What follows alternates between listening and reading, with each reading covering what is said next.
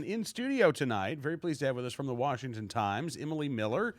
Emily, thanks for coming on the show. It's fun to be here. Yeah, glad you could come in studio tonight. Thank you. All right, so the last time we talked to you, we were talking about the transport laws.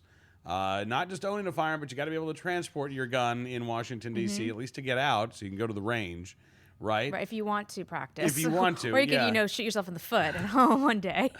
Well, it seems like the district has made it so difficult, they don't really want people actually to go out to the range. And the thing is it doesn't matter what the laws are in D.C., they'll just make it up. So whether the laws actually in D.C., if you cut through all like 4 different laws that they've written over the years that overlap each other, you find out the laws for transport are very similar to the federal laws, which, as you know, are fairly simple. It's you have to be in a place where you can legally possess and carry and be going for a lawful purpose to another place where you can legally possess and carry. So for me in D.C., as a resident, I have to have my registered gun, which is a pain that we have to register. And then if I want to go to Virginia, to here, I suppose I could with my gun, legal, Right. open. I don't have a concealed carry, but there would be let's go to the shooting range and make it easier. I can go to the shooting range, but I can stop and get gas. I can stop and get food. That's what the laws are, the federal laws, and the DC laws are the same. Yeah. If you actually know how to read a law, which I didn't and had lawyers help me. Richard Gardner, Dick Heller's lawyer, helped me. But for the rest of the world who just looks on the website of the police department or, the registry office and gets their packets, it says you can only take your gun out of your home if you're going directly to a firearm-related activity, parentheses, shooting, hunting, target practice, or registering your gun. Otherwise, you can't do it. And then it says, if you're pulled over, you must tell the police that you are carrying a gun, and you must prove that you are you're using it for a lawful purpose. Okay? There's a couple others. Those are the most ridiculous. Well, the thing is that you do not have to prove that you're going for a lawful reason at all. In fact, if you're pulled over and for some reason they ask, do you have a firearm, which I've never been asked that in all the years I've lived in D.C., and I Right. don't know why they would, but if they did, I have the constitutional right to say no. I should say nothing, I should say, not no. Say nothing. And then if I do say I do, I do show my registration certificate if I'm a resident. If it was you, you would not be able to show my registration. That's it. You're not committing a crime. You don't have to prove you're doing lawfully. It's just stuff's not true, but that's what it says in the paper. And then as far as driving back and forth, it also has this law in the books, which is really how they've confused it, we think. There's an old law that's still in the books that says non-residents, Okay. like you're driving through, Right. so many tourists every year, and I hear people email me all the time with these stories. Driving through D.C. or driving to D.C., if you're driving a firearm through D.C., it says if you're pulled over, you have to prove that your firearm is legal in your home state, which would be impossible in Virginia because what would you do that Right. with? We don't have registration. We don't have, Right. you don't have a Virginia firearms owner identification card. Right. And then you also couldn't prove that you're going to a firearm-related activity because maybe you weren't. Maybe you're just driving to someone's house Right. in another state. And that's what it still says on the books. And so I've been talking to Phil Mendelson office. He's the city councilman, head of Judiciary Committee, who wrote these laws to say, number one, the laws that you wrote, which are pretty simple on transport, are being misconstrued and given out wrongly by the fire registry office, which is the police. Also, there's this law in the books that's confusing everyone, especially non-residents of Washington, who are saying, how can I prove these things? So he says that he is going to make sure that the police department actually fixes this stuff and is giving out correct information to the public. However, it's been 2 weeks since my story came out and I uncovered all of this for the first time. Right. And there's been very little motion. Most frustratingly, the last time I talked to the police chief's office about this registry office, I was told that they weren't going to admit that any of the laws were being wrongly given out. So now, Oh, really? yeah, that's what actually got me a little bit. Yeah. And I said, you're wrong, and I will show you all the things. And I was like, let me make this easier for you. I'm going to write it down for you. I'm going to tell you exactly where they are. I'm going to tell you exactly what it is, which I'll be publishing soon. Since they're still not listening, So you're trying to be helpful. I'm trying to be helpful. Mostly in all of this is at this point I have my gun. It's registered, but because so few people do it, and apparently I think I'm the only one who's ever actually dug through this stuff. A lot of people get arrested, and a lot of people, have problems with their firearms in D.C. especially non-residents, Right. because there's so many more of them, because these laws are not given out correctly. And people email me and comment all the time and want to know how to do It's almost like they want people to not know what the laws are. it. You know, that is curious, doesn't it? Because if you just make them up out of whole cloth, you wonder what the purpose is. Yeah. Yeah. I mean, it's just, and that's the thing. And just because, you know, they don't want you driving through DC. They want you driving around DC. They don't want me leaving the house with my gun. I mean, Right. that's what this is about. And they sure don't want anyone in this country going from Virginia to Maryland with their guns through DC. They don't sort of care about the, 100,000 illegal guns that are circling every day, and like violent crime is up double this year. Yeah. You know, Well, I mean, that's the thing. I got to ask you. So, I mean, as a resident of D.C., and I think maybe it was Monday of this week, or it was late last week, I heard a story on one of the local news channels, WTOP, that they are going to have new red light cameras, but they're not red light cameras; they're speeding cameras, and they're going to have lasers on them so they can be uber accurate. And it's expected to bring in, I think the figure was $30 million a year in new revenue. And some of the complaints were, well, look, if I'm going 26 miles an hour in a 25 mile an hour zone, a human being is probably going to cut me some slack.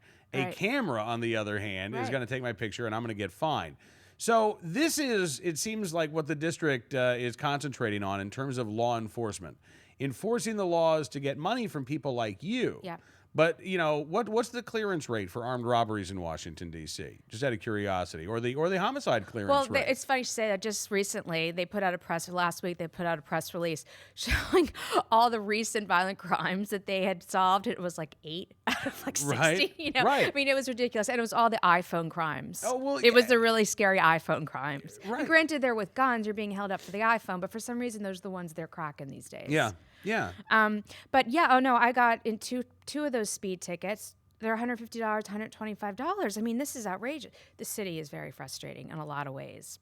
But I'll tell you, Cam, this weekend I went to Maryland to go shooting. Yeah. I actually taught 2 friends to go shooting. Nice. So now I'm, Nice. bringing new girls into it, and I I'm like the it. teacher. Maryland's transport laws are worse than DC. They really are. Like, Yeah. I think I've got it worse. Granted, everything in DC is worse. But just as far as transport laws, their laws are actually like the incorrect ones that DC writes. They say you can only go directly to or from a shooting range. That's it. No exceptions, no back and forth. So I went all the way to White Marsh to take my friend shooting for the first time, and that was all I could do was go back. And then even trying to find this information, which I think all states, firearms are serious. Transporting them is important to owners. You want to do it legally. Goodness knows you don't want to be thrown in jail even if it's incorrectly for 2 days, which Right. happens so often. These things should be really easy to find on websites of a state, and they're not. I mean, DC is just a disaster. All they do is upload PDFs. But Maryland, all they had was frequently asked questions, and the only question they gave was, can I take my gun to the target to a range to go shooting? Yeah. And I know that, but can I also get gas, and can I go to lunch with my friends afterwards? That's what Right. I want to know. So I called it. It doesn't have it. No explanation. It does say something like you can take it, except for those things listed in Code 40236 of the S6. This ridiculous laws written out, but the law's not there, so you can't look up the law, even if I could understand it. So I Google the law, find the actual law, read through it. It's like 6 pages long, and it has all these exceptions. And basically, you can't carry or own or move unless you're going to or from a range. But then I try to call the phone number on the for the police, the state police, and the registry office, which oddly is called registry office, and they don't register guns in Maryland.